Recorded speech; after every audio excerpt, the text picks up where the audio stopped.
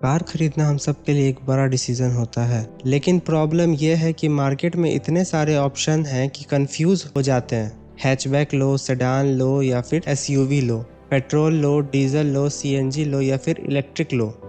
अगर आप गलत डिसीजन लेते हो तो बाद में आपको रिग्रेट होता है। आज इस वीडियो में मैं आपको स्टेप बाय स्टेप एक कंप्लीट कार बाइंग गाइड दूंगा जो आपको अपने बजट, नीड और फ्यूचर के हिसाब से परफेक्ट कार चूज करने में हेल्प करेगा। बेसिकली हम बात जो करने वाले हैं वो 7 टॉपिक पे बात करने वाले हैं। आपका ये जो कंफ्यूजन है वो क्लियर हो जाएगा कि आपको कौन सा गाड़ी लेना चाहिए। तो वो जो 7 पॉइंट्स है वो पॉइंट्स क्या क्या है। तो सबसे पहला पॉइंट जो है वो हमारा है बजट। सबसे मेन इंपॉर्टेंट टर्म होता है बजट। फिर दूसरा पॉइंट जिस पे हम बात करने वाले हैं वो है यूजेज एंड पर्पस। गाड़ी आपको क्यों चाहिए, क्या यूजेज है।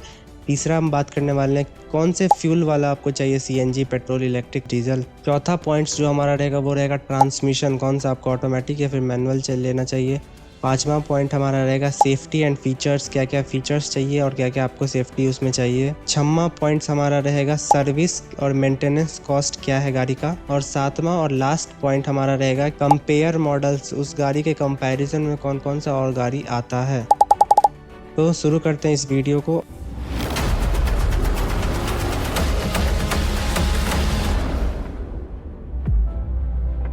और सबसे पहले बात करते हैं हमारे फर्स्ट पॉइंट पे, जो कि हमारा पॉइंट है बजट। सबसे पहला और सबसे इम्पोर्टेंट स्टेप है अपना बजट डिसाइड करना। सिर्फ शोरूम प्राइस मैटर नहीं करता है, क्योंकि ऑन रोड प्राइस में जो है वो इंश्योरेंस जुड़ता है, आरटीओ टैक्स जुड़ता है, एसेसरीज सारे वगैरह का प्राइस भी ऐड होता है। तो वो जो है वो एक शोरूम प्राइस से बहुत ज्यादा भाग जाता है। तो वो आपको जो है वो ऑन रोड प्राइस देखते हुए अपना बजट डिसाइड करना है। 7 से 10 लाख के बीच का गाड़ी चाहिए, 10 से 15 लाख के बीच का चाहिए, 12 से 15 लाख के बीच का चाहिए, मुझे 15 से 18 लाख के बीच का चाहिए, या फिर 15 से 20 लाख के बीच में मुझे गाड़ी चाहिए। तो सबसे मेन इंपॉर्टेंट होता है आपको बजट फिक्स करना पड़ेगा। सेकंड जो पॉइंट है होता है यूजेज, आपका पर्पस क्या है गाड़ी लेने का। बजट डिसाइड होने के बाद पर्पस क्या है गाड़ी लेने का। जितना ही बजट इंपॉर्टेंट होता है उतना ही कार लेते टाइम आपका पर्पस क्या है वो भी मैटर करता है। ये डिसाइड करता है कि आपको कौन सी फ्यूल वाली गाड़ी लेनी चाहिए। तो पर्पस आप ऐसे डिसाइड कर सकते हो कि आपको गाड़ी चाहिए ही क्यों, क्या नीड है आपको गाड़ी का। डेली यूज के लिए चाहिए या फिर लॉन्ग ट्रिप के लिए चाहिए या फिर बस दिखाने के लिए चाहिए। तो ये सारा ही बहुत इंपॉर्टेंट होता है। कार का सिलेक्शन आपके डेली यूज पे डिपेंड करता है। अगर सिटी में छोटी डिस्टेंस ट्रैवल करते हो डेली यूज के लिए या फिर ऑफिस यूज के लिए, डे टू डे यूज के लिए, आपके लिए सबसे बेस्ट होता है हैचबैक, जो कि छोटा होता है। अगर कंफर्ट और फैमिली के लिए चाहिए तो फिर आप जो है वो सेडान की ओर देख सकते हो। अगर ट्रैवल ज्यादा है, हाईवे और रफ रोड पे, लॉन्ग ट्रिप पे आप जाते हो तो आपके लिए एक एसयूवी परफेक्ट होता है। तीसरे पॉइंट का बात करें जो कि हमारा है फ्यूल टाइप, कौन सा फ्यूल वाला आपको जो है वो गाड़ी लेना चाहिए। पेट्रोल, डीजल, सीएनजी, हाइब्रिड या फिर इलेक्ट्रिक। तो आपको पेट्रोल चाहिए, डीजल चाहिए, सीएनजी चाहिए, हाइब्रिड चाहिए या फिर इलेक्ट्रिक चाहिए, वो आपके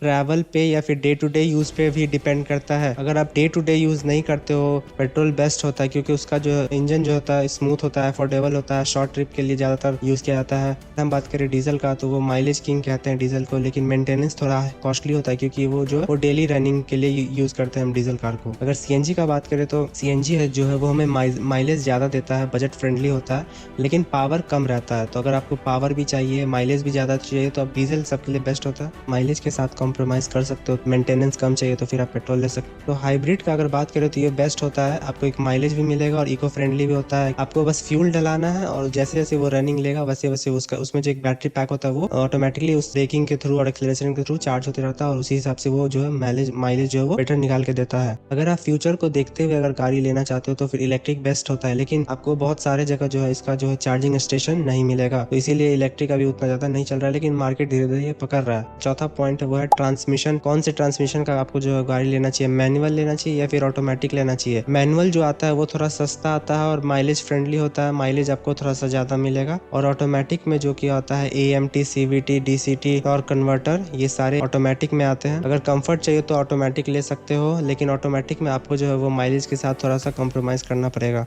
फिफ्थ पॉइंट पे जो कि हमारा है सेफ्टी एंड फीचर्स, कि आपको फीचर्स क्या क्या चाहिए। कार लेने से पहले हमेशा आपको सेफ्टी को प्रायोरिटी देना चाहिए। 5 star NCAP rating, air bag, ABS, ESP, ये बेसिक होने चाहिए। ये सारे फीचर्स जो है वो तो होना ही होना चाहिए किसी भी गाड़ी में। फीचर्स के साथ आप कॉम्प्रोमाइज कर सकते हो, लेकिन सेफ्टी के साथ नहीं। अगर हम फीचर्स का बात करें तो वो सबका अपना अपना चॉइस होता है कि आपको क्या क्या फीचर्स चाहिए। सनरूफ चाहिए, बिग टच स्क्रीन चाहिए, अडास चाहिए, बूट स्पेस आपको ज़्यादा चाहिए। फीचर्स जो होते हैं वो लाइफ स्टाइल के लिए होते हैं। सेफ्टी कभी भी कॉम्प्रोमाइज़ मत करना। हमारे नेक्स्ट पॉइंट पे जो कि है सर्विस और मेंटेनेंस कॉस्ट। गाड़ी तो ले लिए बजट के हिसाब से, यूजेस के हिसाब से, लेकिन ये पॉइंट भी बहुत ज़्यादा इंपॉर्टेंट मैटर करता है कि सर्विस कॉस्ट क्या है गाड़ी का, कितना मेंटेनेंस कॉस्ट आता है अगर एक सर्विस करवाने हम जाते हैं। तो आपको गाड़ी लेने से पहले ये भी देखना है कि उस गाड़ी का जो जिस कंपनी का आप जो गाड़ी ले रहे हो तो उसका सर्विस सेंटर आपके नियर बाय है भी या नहीं। अगर आप बाहर से सर्विस करवाना चाहते हो तो स्पेयर पार्ट्स जो है वो गाड़ी का इजीली अवेलेबल होता है मार्केट में या फिर नहीं होता है। आपको ये भी एक दिमाग में लेके चलना है। अब आते हैं हमारा जो फाइनल 7वां पॉइंट्स है। आप जो कार जो सेलेक्ट करोगे उसके कंपैरिजन में कौन कौन से कार आते हैं। जैसे कि फॉर एग्जांपल मैं एक कार लेता हूँ, जैसे कि Hyundai Creta सेलेक्ट किया तो Hyundai Creta के कंपैरिजन में कौन कौन सा कार आता है, तो Kia Seltos, Maruti grand Vitara. तो ये सब भी आपको देखना है कि उस जो आप कार फाइनल कर रहे हो उसके कंपैरिजन में जो दूसरा कार है वो आपको क्या क्या फीचर सेफ्टी प्रोवाइड कर रहा है, तो वो भी आपको माइंड में लेके चलना है कि कौन कौन सा कार जो है वो आपके सेलेक्टेड किया हुआ कार्स के कंपैरिजन में आ रहा है। तो वो भी आप एक बार जरूर से चेकलिस्ट कर लें ताकि जो बाद में आपको रिग्रेट कभी भी ना हो। उस गाड़ी का आप रिव्यू देख सकते, दोनों गाड़ी में से किसका सर्विस कॉस्ट ज्यादा है, रीसेल वैल्यू किसका है, वो आप कंपेयर कर सकते हो। आप कोई भी गाड़ी सेलेक्ट कर लो, लेकिन हमेशा से आपको जो भी गाड़ी लेना है उसका टेस्ट ड्राइव जो है वो आपको जरूर से जरूर लेना, चाहे वो ऑटोमेटिक हो, मैनुअल हो, कोई भी गाड़ी हो, ताकि बाद में कोई भी रिग्रेट ना हो। तो अगर फाइनल बात करें कंक्लूजन का, तो दोस्तों कार खरीदना एक इन्वेस्टमेंट है और अगर आप इन 7 स्टेप्स और अगर आप इन 7 पॉइंट्स को फॉलो करते हैं तो आप डेफिनेटली अपने लिए एक परफेक्ट कार चूज कर पाओगे। कमेंट में बताओ कि आप कौन सी कार लेने का प्लान कर रहे हो। अगर वीडियो हेल्पफुल लगा है तो लाइक करें, शेयर करें और सब्सक्राइब करना मत भूलिए। Thank you so much. Thank you for watching this video.